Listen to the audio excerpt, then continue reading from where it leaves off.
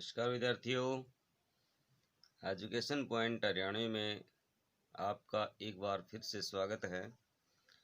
विद्यार्थियों, इससे पहले वाले वीडियो में हमने राष्ट्रमंडल खेल जो पाठ था उसको पढ़ा था और इसमें हम उसी के प्रश्नोत्तरों को करने जा रहे हैं। तो आप अपना पेंसिल साथ ले लें और पुस्तक में साथ साथ इनको भरते जाइएगा। तो आइए करते हैं हम इसका अभ्यास। पहला जो प्रश्न है, आपको सही विकल्प पर निशान लगाने हैं। 3 ऑप्शन दिए गए हैं इसमें। पहला जो ऑप्शन है, जैसे वर्तमान में खालिस्तान देश इन राष्ट्रमंडलीय खेलों के सदस्य हैं। तो कितने सदस्य हैं वर्तमान में? 53। कितने हैं? 53। अगला है, हाल में राष्ट्रीय मंडलीय खेल कहाँ हुए? 2014 में कहाँ हुए थे? हाँ, 2014 में हुए थे। ये कहाँ हुए थे भाई? ग्लासगो, इंग्लैंड में। अगला, राष्ट्रमंडलीय खेलों की परंपरा भी अद्भुत है, नई है, प्राचीन है या कोई नहीं है? तो भाई ये अद्भुत है। अगला प्रश्न है, रिक्त स्थानों की पूर्ति करनी है। तो सामान्यतः अब तक इन खेलों में 71 टीमें शिरकत करती आई हैं। इसमें 71 भरेंगे। और दूसरा है, इसमें सन 2006 में लगभग 4500 खिलाड़ियों ने भाग लिया था। अगला रिक्त स्थान है, वर्ष 1911 में साम्राज्य उत्सव का आयोजन लंदन में एक पर्व के रूप में किया गया था। और भाई इसका नंबर 4 है, वर्ष 2006 में देश अंग्रेजी के वर्णमाला के क्रम में परेड में सम्मिलित हुए। तो ये पहला था। वैसे इसके जो कुछ शब्दार्थ थे वो भी मैंने दे दिए हैं। क्रीड़ा पटल, खेल का मैदान, अंपायर, साम्राज्य, व्यापकता, विस्तार, शीर्षस्थ, सबसे ऊपर स्थित, परिसंघ, एक बड़ा समूह, कॉमनवेल्थ, राष्ट्रमंडल, और परिप्रेक्ष्य संदर्भ में वर्चस्व, प्रतिष्ठा। अगला जो प्रश्न है, इसमें आपको उस पंक्ति का जो भावार्थ पूछा गया है उसका ये भावार्थ मैं आपको बता देता हूँ। पंक्ति आपकी पुस्तक में है, वैसे मैं बोलकर भी ये पंक्ति आपको बता देता हूँ। ये वे मूल्य हैं जो राष्ट्रमंडलीय खेलों की छाया में करोड़ों लोगों की एकता, सौहार्दता व विश्व बंधुत्व का संदेश दे जाते हैं। तो इसका अर्थ है, ये वे सब मूल्य हैं जो राष्ट्रीय मंडलीय खेलों की छाया में करोड़ों लोगों की एकता, सौहार्द एवं विश्व बंधुत्व का संदेश देते हैं। तो इसका जो है ना उत्तर है, लेखक कहता है कि राष्ट्रमंडलीय खेलों से सौहार्द की भावना एवं भाईचारे की भावना बढ़ती है, जो देश को उन्नति के स्तर पर लेकर जाती है। इसका अगला जो हिस्सा है वो है, राष्ट्रमंडलीय खेलों में ब्रिटिश वर्चस्व अभी तक कायम है। तो इसका हम करेंगे, लेखक यह बताना चाहता है कि राष्ट्रमंडलीय खेलों का जो उद्भव है भी इंग्लैंड से हुआ था। आज भी इन खेलों पर उसका जो है ना एकाधिकार है वो कायम है। अगला जो प्रश्न है, ये प्रश्नोत्तर हैं भाई। एस्टले कपूर ने 1891 ईस्वी में द टाइम्स में क्या लिखा? तो 1891 ईस्वी में एस्टले कपूर ने द टाइम्स में एक लेख लिखा था जिसमें ब्रिटिश एम्पायर की छवि निखारने हेतु प्रत्येक 4 वर्ष के अंतराल में पैन ब्रिटेनिक पैन एंग्लिकन प्रतियोगिता आयोजित करने का सुझाव दिया था।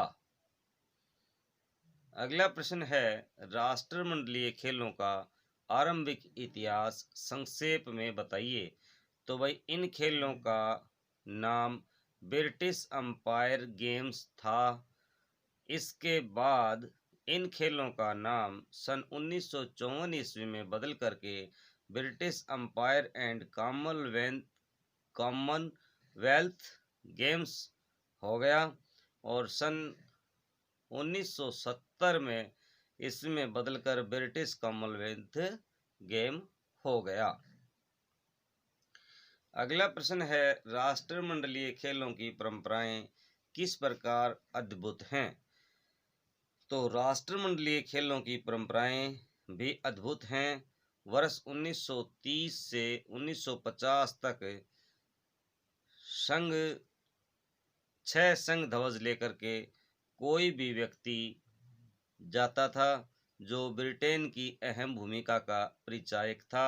सन 1958 ईस्वी में से यह बकिंघम पैलेस से फ्रीडा स्थल तक ले जाया जाने लगा।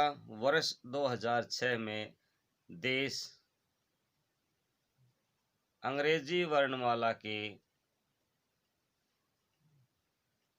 क्रम में परेड में सम्मिलित हुए।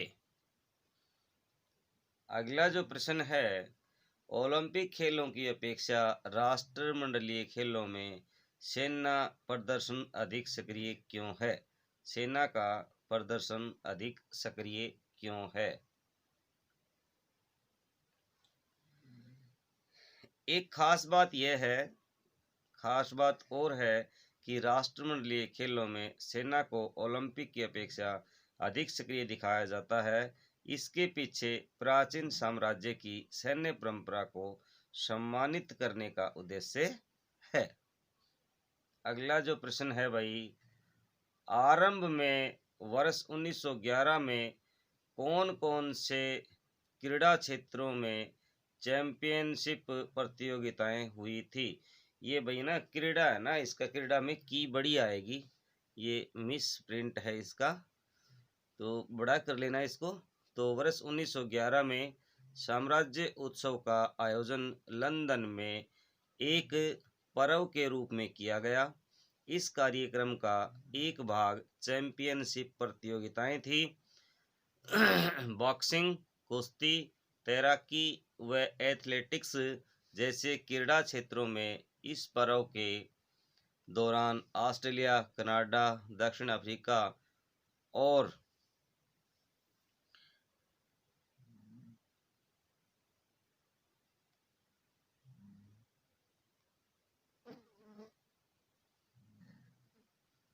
इंग्लैंड आदि देशों ने इसमें भाग लिया।